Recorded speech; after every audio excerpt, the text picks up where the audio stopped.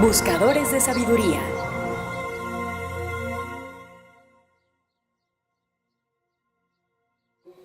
¿Qué tal amigos? Bienvenidos. Estamos en Buscadores de Sabiduría TV. El día de hoy nos acompaña el doctor Juan Antonio López Benedí, el cual es doctor europeo en educación por la Universidad Autónoma de Madrid y licenciado en Filosofía y Ciencias de la Educación por la Universidad Complutense de Madrid. Autor de los libros Regresiones, Hipnosis y Sofrología, Cómo interpretar los sueños, El corazón inteligente, entre otros. Es autor de más de 19 libros publicados. Está formado específicamente en el área del Instituto de Hipnosis de California, en Estados Unidos, y en la Sociedad Española de Parapsicología de Madrid entre los años de 1974 y 1978.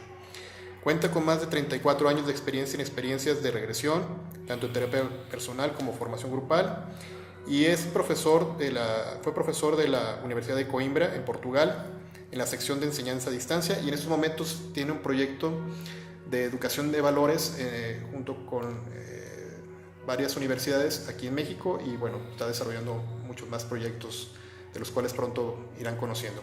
Le damos la más cordial bienvenida. Bienvenido, Juan Antonio, ¿cómo estás? Muchas gracias, encantado. Qué gusto que nos acompañes.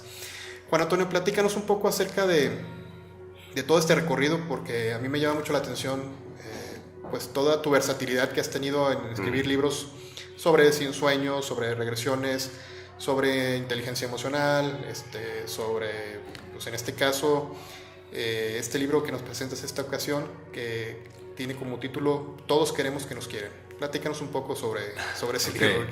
Bueno, pues si vemos la trayectoria o el por qué empiezo con todo esto, pues es también mi propia vida, ¿no? Pues yo también he sido siempre comencé como muy tímido, introvertido, y necesitaba encontrar vías de salida, ¿no? Para mí era imposible hablar en público. Entonces, desde esa búsqueda interior, a través de la meditación, a través de lo esotérico, también conocí la hipnosis a los 15 años y me interesé por todo lo que es la mente y todo el inconsciente. Desde ahí también tuve bastantes experiencias místicas y busqué cómo todo eso que me fue ayudando a mí podría ayudar a otras personas. Entonces también me formé académicamente, desde la filosofía, en la hermenéutica, en la especialización de hermenéutica en la Complutense, y después pues ahí me vinculé con el psicoanálisis y desarrollé una técnica, o he ido desarrollando técnicas buscando la mayor efectividad en el menor tiempo posible. En todo ese proceso, pues cada libro ha sido el reflejo de la etapa que en ese momento estaba desarrollando. Por eso empecé con experiencias místicas, luego con el de los sueños, y así en ese diálogo interno fui encontrando las pautas para el diálogo con las emociones, que es en lo que ya me he centrado últimamente. Las emociones y el trabajo con los valores, la integridad personal, la coherencia, y cómo esto es útil en los distintos aspectos de la vida. El desarrollo personal, el mundo profesional, el mundo académico, donde también estoy desarrollando programas para complementar muchas carreras universitarias, desde la formación de profesores y en el currículum mismo universitario, donde entiendo que es absolutamente imprescindible la inteligencia emocional, pero está desplazada en los programas actuales. Por eso estoy desarrollando también aquí en México, fundamentalmente con la Universidad Autónoma de Ciudad Juárez, pues programas para ir mejorando en este sentido. Pero al mismo tiempo también tengo mi propio instituto, y con proyección internacional y con colaboradores de distintos países, donde estamos abordando esta cuestión, los valores, el mundo emocional, las aplicaciones incluso también hacia la política, para buscar una vía de prevención de la corrupción, y no tanto castigar a los corruptos, sino evitar que esa corrupción se produzca por una serie de causas que se pueden determinar y se pueden cuantificar y, por lo tanto, prevenir. Okay. Hablabas mucho de que todas estas investigaciones pues, realmente están con cierto rigor, que precisamente ha buscado sustentar toda esta forma de ver las cosas, y no solo en el mundo pues, del desarrollo humano, sino también en el mundo empresarial, el mundo pues ahora sí, de la política y todo eso. Yo he escuchado mucho acerca de que la tendencia actual en los jóvenes es de que en los trabajos es, no me importa a veces cuánto gano, sino que me sienta, que me quieran, que me sienta acogido, que me sienta como parte de un grupo. Entonces esas necesidades también están actuales en todos los trabajos y están presentes también pues cada vez nos somos más conscientes de esas necesidades. Bueno, ahí está, claro, la necesidad de ser reconocidos como personas valiosas. Y eso también lo vinculo con este último libro de Todos queremos que nos quieran, en donde estudio la necesidad de afecto que tenemos los seres humanos, que es nuestra necesidad básica, mucho más importante que la actividad sexual, aunque ahora mismo se confunde muchísimo con el deseo sexual, pero realmente la necesidad de afecto es muy superior tanto en hombres como en mujeres. Tradicionalmente son las mujeres las que han tenido más claro este aspecto y sí se han enfocado más en lo afectivo, también las relaciones íntimas. Para los hombres quizás ha habido mucho más enfoque en el deseo sexual, pero han dejado oculto esa necesidad de afecto y eso ha generado muchísimos problemas. La necesidad de afecto y de caricias y de contacto positivo es esencial para todos los seres humanos y todos los mamíferos, porque con esas caricias desde que nacemos se estructura nuestro sistema nervioso y ha habido muchos experimentos que han mostrado esto con bastante claridad y de ello doy cita en el libro, ¿no?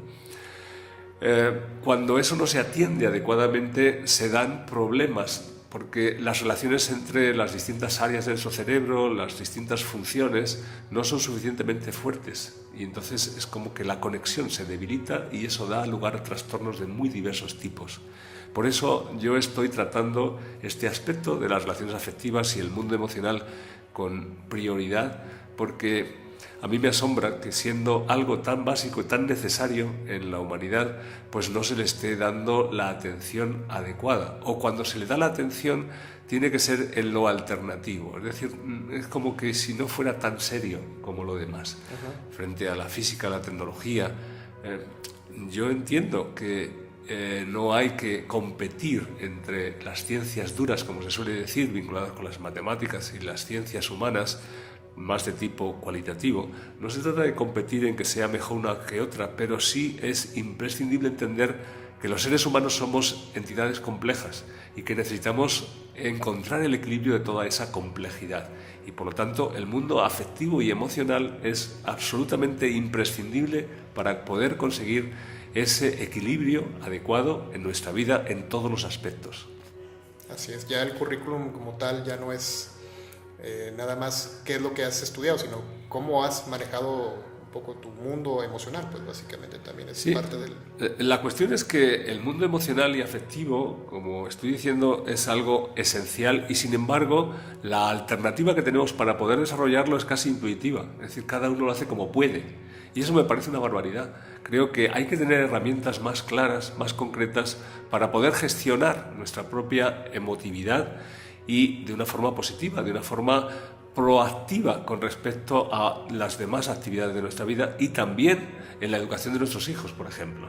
Los padres a veces se sienten muy desconcertados con los hijos en las distintas etapas, al principio en la infancia, de cómo reconducirlos. Yo he estado haciendo asesoramiento también así en jardines de infancia y para los padres, y en la adolescencia, donde ya se produce la revolución, he estado asistiendo también a muchos padres que sienten ese desconcierto, no saben cómo orientar a sus hijos y pueden pasar de un extremo al otro, de ser demasiado autoritarios, demasiado represivos o ser demasiado permisivos, y en ambos casos las consecuencias no son las más adecuadas, porque se necesita tener esa formación, se necesita tener un conocimiento más profundo y con estrategias claras, que es en las que yo he procurado centrarme, cómo con una metodología científica se puede abordar el mundo emocional para poder conseguir resultados claros que mejoren el equilibrio de todos los demás aspectos de nuestra vida.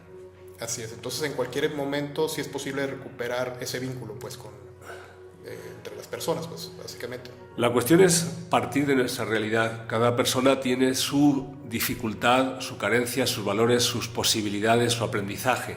Y se trata de partir del punto en que cada persona está. No estamos determinando que haya un momento o un punto ideal. Pues cada uno puede ir acumulando a lo largo de la vida también sus bloqueos, sus heridas emocionales o de todo tipo, pues porque, bueno, pues todos tenemos experiencia, especialmente cuando vamos cumpliendo años, de que por el camino se nos van quedando cosas. Claro. Y la cuestión es responder a eso. No plantearse si es bueno o malo, si debería ser de esta manera o de la otra. No entrar en cuestiones de culpa, ni en cuestiones ni siquiera de karma, ni siquiera en este tema de tratar de darle una explicación. No, lo que necesitamos no es una explicación, aunque también se le puede dar, sino una solución. Y una solución práctica y rápida, para poder vivir de una manera adecuada, para poder ser felices, para poder tener las riendas de nuestra vida. Y evidentemente en esa solución que no se genere una dependencia tampoco de distintos tipos de profesionales, sino que poco a poco, aunque cada profesional nos apoye cuando tenemos alguna problemática concreta, que ese apoyo pues esté limitado en el tiempo para que la persona sea libre, ¿no? Que creo que es el objetivo, que todos podamos ayudarnos unos a otros, pero con el respeto a la libertad de cada persona y al desarrollo de lo mejor de la humanidad. Así es. Tu libro de emociones, que es otro de los libros que has publicado con Editorial Obelisco, hablas un poco también, lo que nos estás platicando, de cómo llevar un proceso de desbloqueo emocional. Sí. ¿Puedes platicar un poco así tus experiencias? En ese libro es donde más concretamente justifico la técnica que hago para el desbloqueo emocional, sus consecuencias o sus vinculaciones psicológicas, el proceso de aplicación, y también trato casos. E incluso doy estadísticas de casos tratados en los últimos años, tanto en Europa como en América, en distintos países y en distintas ciudades. Incluso pues en Suecia, y con traducción a otra lengua. Yo no hablo sueco, pero sí he tenido muchas experiencias en Suecia aplicando estas técnicas con traducción. Yo al principio pensaba que no era posible, pero la realidad es que es tan eficaz con traducción como cuando se hace en la misma lengua. Incluso en este sentido, cuando yo en el proceso de ese desbloqueo en el que estamos trabajando con la imaginación y con las sensaciones fundamentalmente, cuando yo estaba explicando, dando alguna serie de recomendaciones a la persona a la que se le estaba aplicando esta terapia, antes de que mis palabras fueran traducidas, algunas veces estas personas me decían que ya estaban empezando a ver lo que yo les estaba diciendo y que luego se confirmaba con la traducción. Por lo tanto, se dan una serie de vinculaciones que también trato en el otro libro, del corazón inteligente, de cómo la onda cardíaca genera una resonancia efectiva y real de nuestras vivencias profundas, que no dependen tanto de la explicación conceptual, sino que hay una percepción intuitiva, una percepción sensorial que cuando está bien encauzada es muy, muy eficaz. Ahora bien, hay que combinar eficazmente esos dos elementos, tanto lo racional, lo conceptual, el poder medir las cosas y también el desarrollar una sensibilidad con la que podamos empatizar adecuadamente con las personas. Así es. También, platícanos también de ese libro, del corazón inteligente. ¿Qué es lo que propones ahí en ese libro?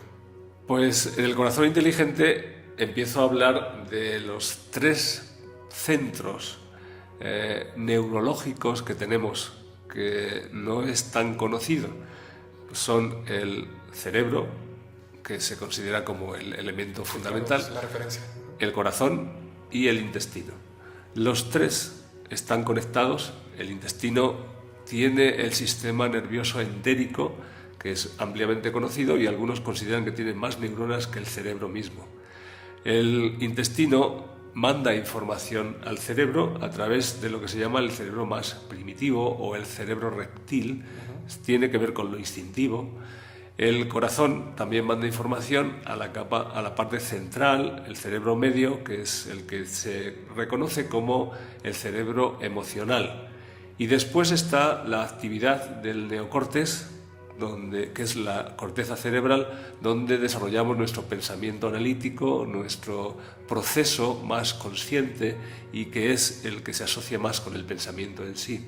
Pero desconocemos mucho cómo funciona especialmente ese proceso, no ya solo de las emociones vinculado con la inteligencia emocional, sino la inteligencia cardíaca, que tiene una especificidad propia. La inteligencia cardíaca no es ni siquiera como se habla de la inteligencia emocional, sino que la inteligencia cardíaca es mucho más interesante, mucho más profunda, pero con un lenguaje totalmente distinto. La inteligencia del corazón tiene que ver más con el lenguaje del musical, es decir, con una resonancia ondulatoria que tiene que ver con el ritmo cardíaco.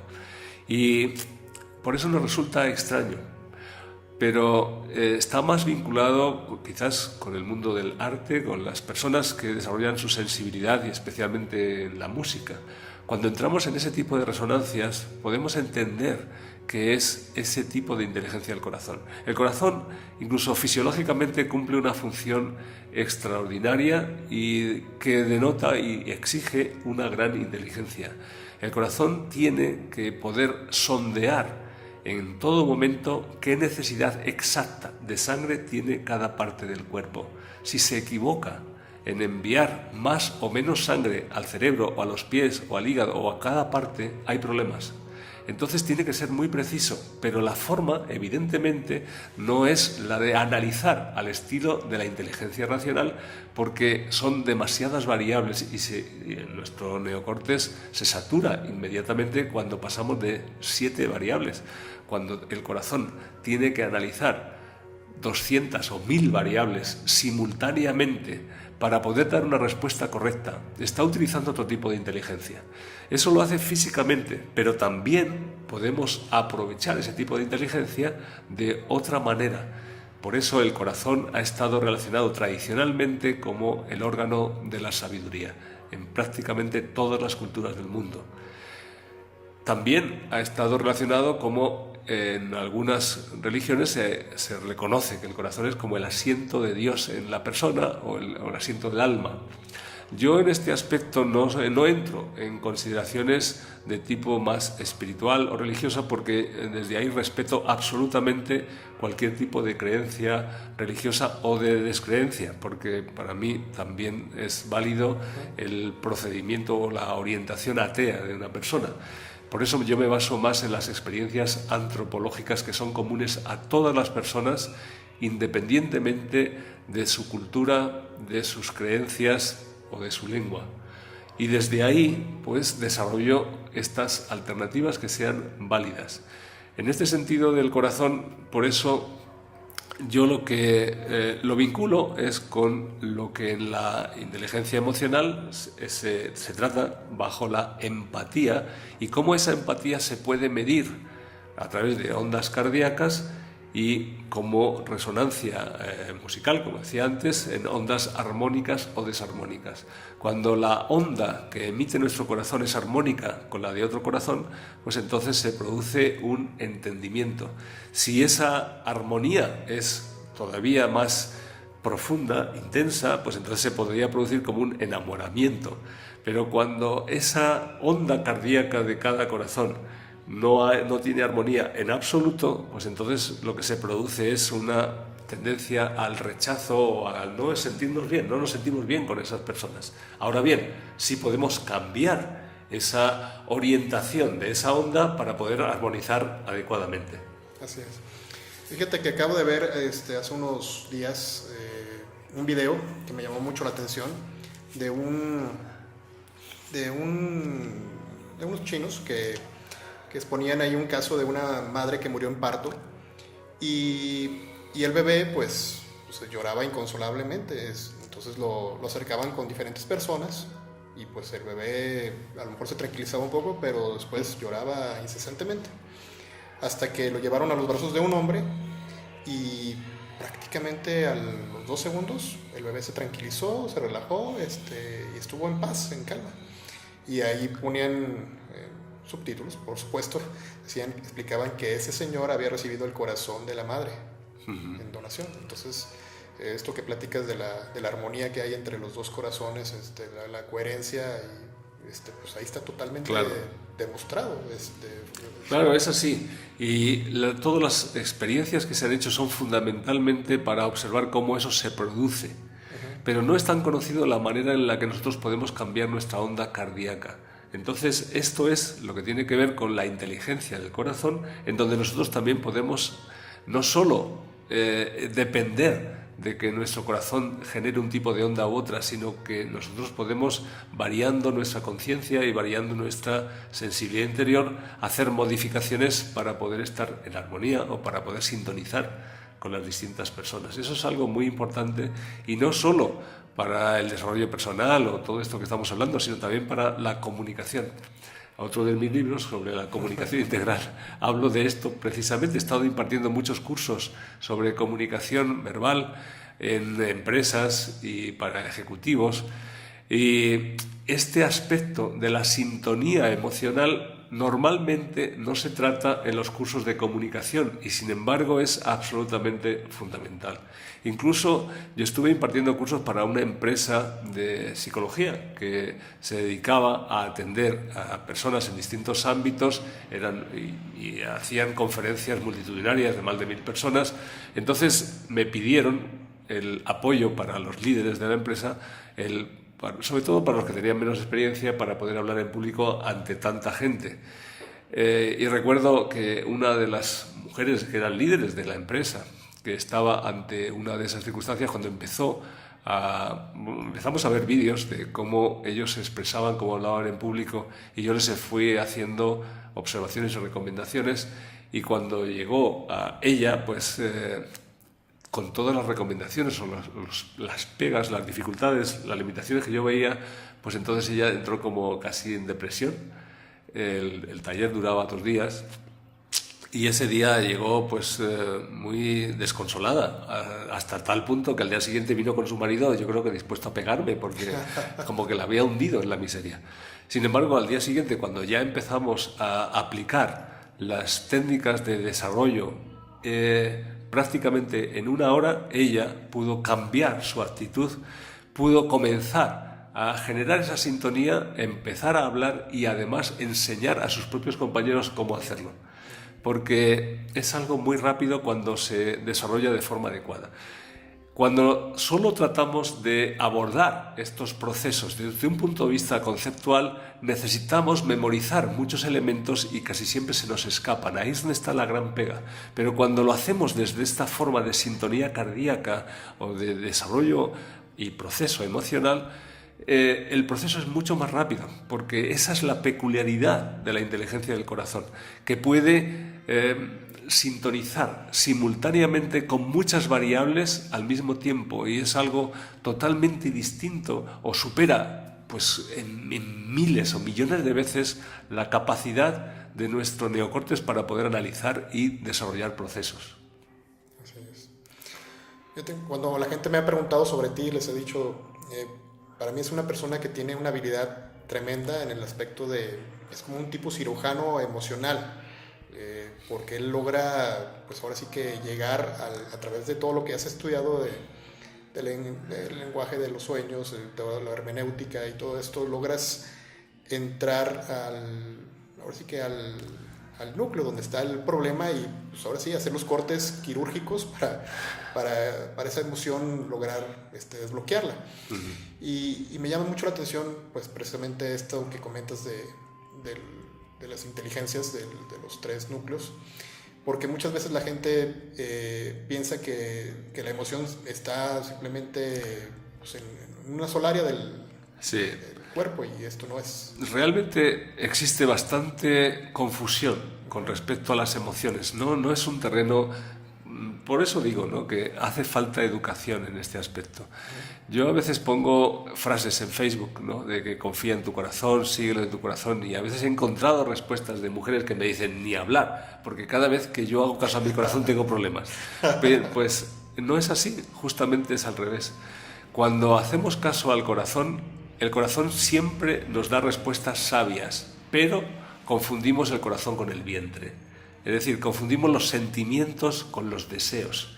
Y son los deseos, son los impulsos que nacen del vientre, los instintos básicos, los que normalmente nos llevan a los problemas. Eso no quiere decir que sean malos, sino que necesitan una forma de enfoque y desarrollo para su satisfacción más inteligente que lo que normalmente hacemos. Por eso sí debe haber una vinculación entre el vientre, entre los deseos instintivos y el corazón. Pero en ese aspecto pues no estamos suficientemente formados, no tenemos ni siquiera conciencia y confundimos muchísimo. Otras personas también dicen que suelen confiar mucho en su corazón, pero en realidad ese corazón en el que ellos creen que confían no es exactamente su corazón, no tiene la dinámica del proceso natural del corazón, sino que es un corazón a través de su propia mente, es un corazón del cerebro, ¿no? Entonces ahí también hay otra confusión, se conceptualiza demasiado. El corazón no necesita palabras para expresarse.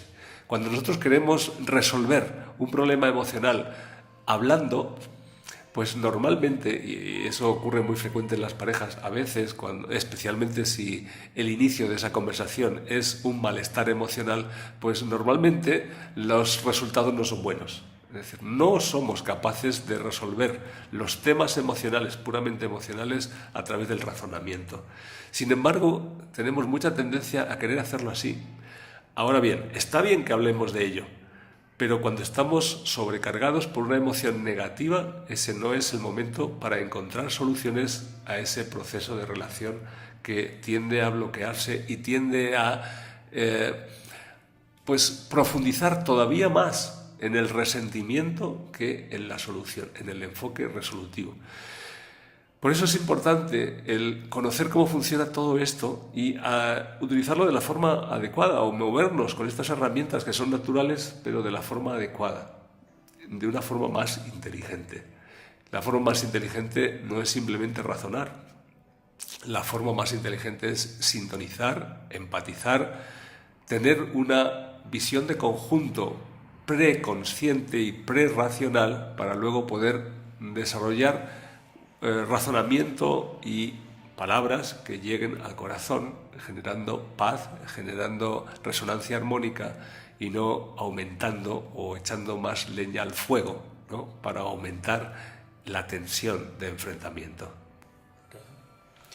Muy bien. Respecto a tu libro de Todos queremos que nos quieren, vamos a tener una presentación en Guadalajara el próximo 25 de octubre en el Centro Ayocuán, están invitados totalmente. Platícanos un poco acerca de algunos casos que pones ahí en el libro también un poco. Bueno, la peculiaridad de este libro es que en él, además de hacer pues profundización en aspectos teóricos y ejemplos, mantengo 3 casos de un hombre y 2 mujeres de distintos países, de distintos orígenes y problemáticas, a lo largo de todo el libro. Entonces esos son el hilo conductor y esto ha gustado mucho. Cuando ya he presentado el libro en España, las personas que lo han leído me dicen que este es el libro que más les ha gustado de todos los que he escrito porque se identifican más fácilmente a través de esa experiencia de estos casos. Y entiendo que sí es así, ¿no? A veces las personas que no están muy formadas en aspectos conceptuales, psicológicos o pedagógicos o antropológicos, pues aunque yo siempre trato de ser divulgativo, a veces no llegan a ver con suficiente profundidad o entender los mismos conceptos. Y la verdad es que yo siempre he tratado y considerado que soy muy divulgativo, pero pues cuando me dicen estas cosas de que a veces no me entienden, pues pero bueno, es un hecho. Entonces el descubrir esta dinámica o el profundizar más en ella, porque yo sí he hablado de casos siempre, ¿no? Pero el hablar de esta forma un poco más cercana a la identificación, pues evidentemente esto facilita la lectura y facilita el poder ver cauces para poder afrontar nuestros propios problemas, los problemas de cada persona y encontrar soluciones como es en estos casos, pues ellos van haciendo. Ninguno de ellos son personas que podríamos considerar enfermas psicológicamente, son personas normales que tienen sus problemas normales, pero con sus incertidumbres normales.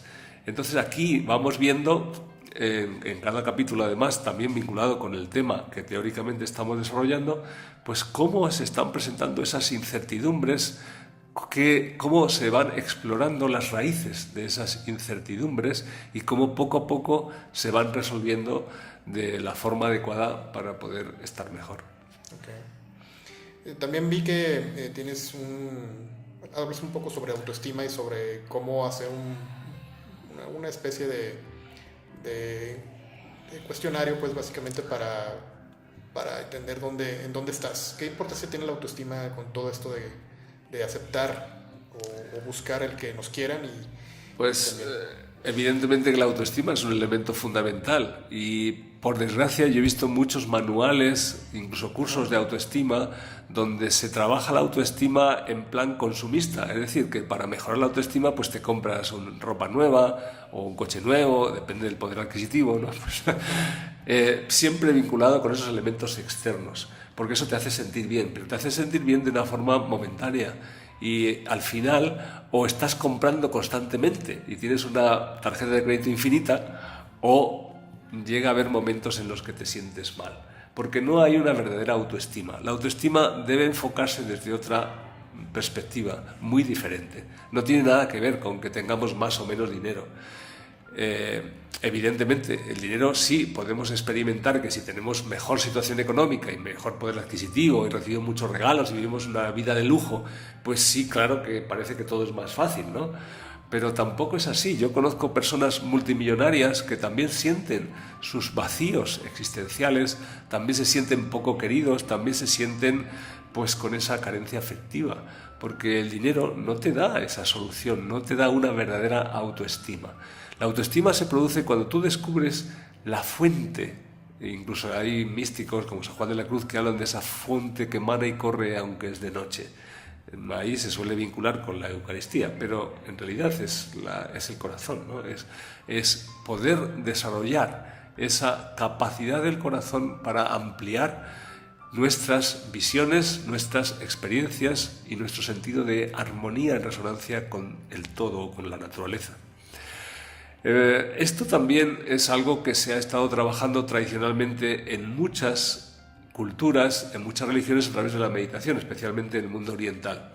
Y por supuesto que la meditación ayuda en este sentido, pero cuando nosotros encajamos estas claves, es decir, la práctica de la meditación, con este conocimiento y este enfoque se hace mucho más claro y eficaz.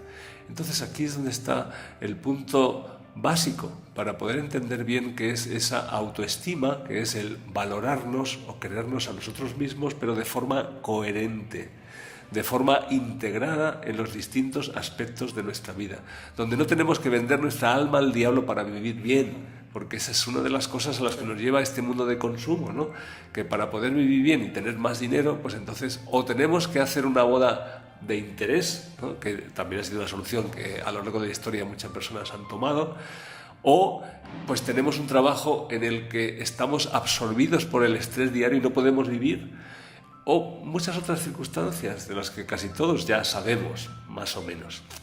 La clave no está ahí, no está en lo externo, está en lo interno, pero de forma precisa. Porque a veces cuando se habla de lo interno se habla como si fuera una caja mágica de donde van a salir cosas y no se nos habla de la llave exacta que hable es esa o muchas otras cajas, porque el mundo interno es algo muchísimo más grande, más amplio y bien definido que el mundo externo. O sea, la posibilidad, por eso es donde se conecta con la espiritualidad, la posibilidad de desarrollo interior es con tendencia a infinito, ¿no? Y eso es algo que no normalmente la mayor parte de la gente no conoce muy bien, pero cuando sintonizas con eso, evidentemente el panorama cambia en absoluto, y ahí es cuando se puede hablar de iluminación o de otros procesos de integración completa. Es ahí donde tenemos que llegar. Pero insisto, yo procuro desarrollar un conocimiento que nos permita llegar ahí independientemente de creencias. No se trata de que porque tú te hagas budista o cristiano o o, Musulmán. sí, pues que por eso está garantizado, ¿no? Porque a veces en las distintas religiones también hay una serie de creencias que nos lastran en otros aspectos o generan otras cosas. Por eso yo confío más en que incluso partiendo de la religión que sea, cada uno descubra su propia vida o su propia vía de conexión íntegra hacia esa plenitud interior, porque a través de todas las religiones también se puede acceder. Normalmente es la vía mística, ¿no? Y yo he estado haciendo estudios en el misticismo, por ejemplo, cristiano, musulmán y judío, e incluso tengo un libro también sobre la historia del proceso de desarrollo místico entre las tres grandes religiones en España, porque hay mucha vinculación entre la historia de España y el desarrollo del misticismo de esas tres grandes religiones. Entonces ahí es donde hay que entender cuáles son las pautas comunes y no las pautas diferenciadoras de tener que elegir entre ser judío, musulmán o cristiano, o budista o otras religiones, ¿no? Porque no está ahí, no está en que consigas la mejor religión, sino que consigas lo que sintoniza mejor con tu propia esencia y te dé la posibilidad de integrarlo, desarrollarlo, expresarlo y vivirlo de forma plena. Okay, muy bien. ¿Algo más que quieras agregar del libro? ¿O esperarlos para la próxima presentación? Yo creo que el libro es algo que hay que leer, porque tal como está orientado, todos mis libros son también de consulta, es decir, no son solo para una lectura, porque siempre están aportando incluso ejercicios y alternativas.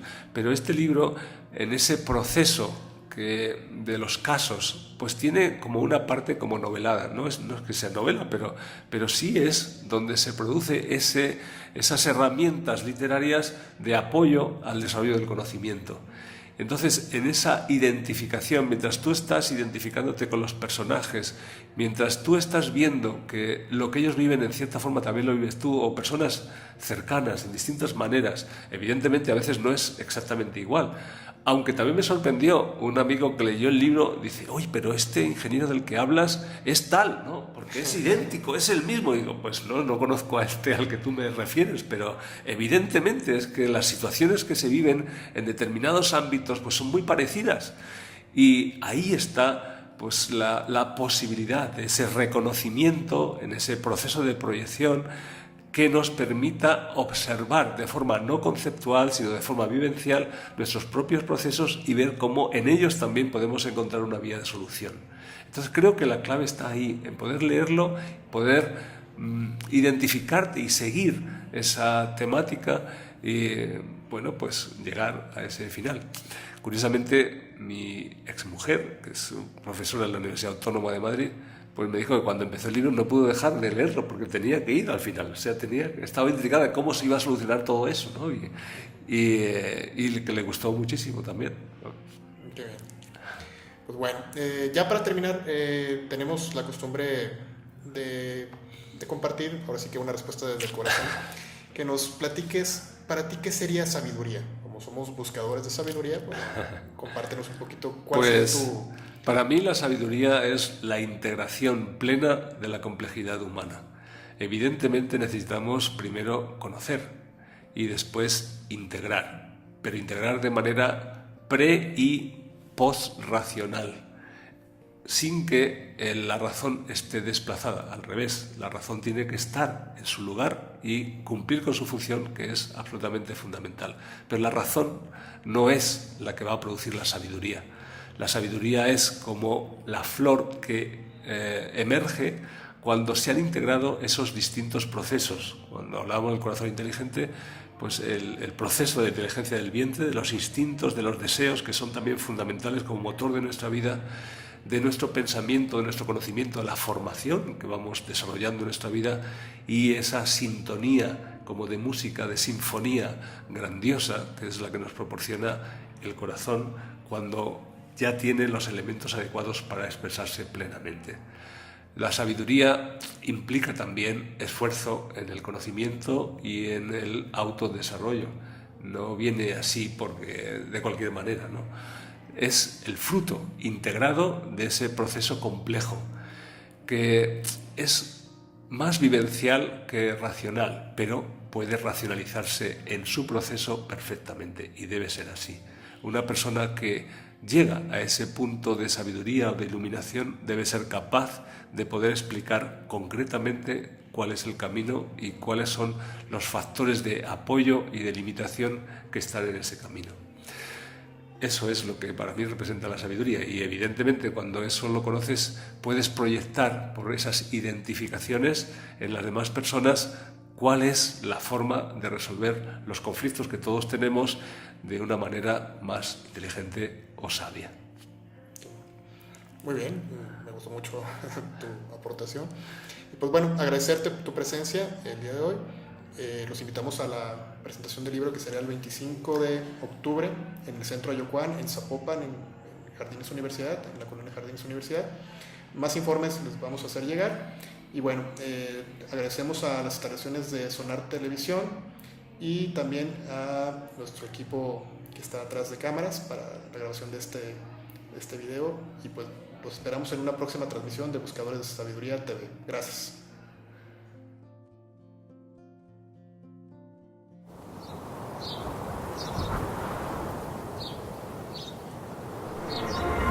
Buscadores de Sabiduría.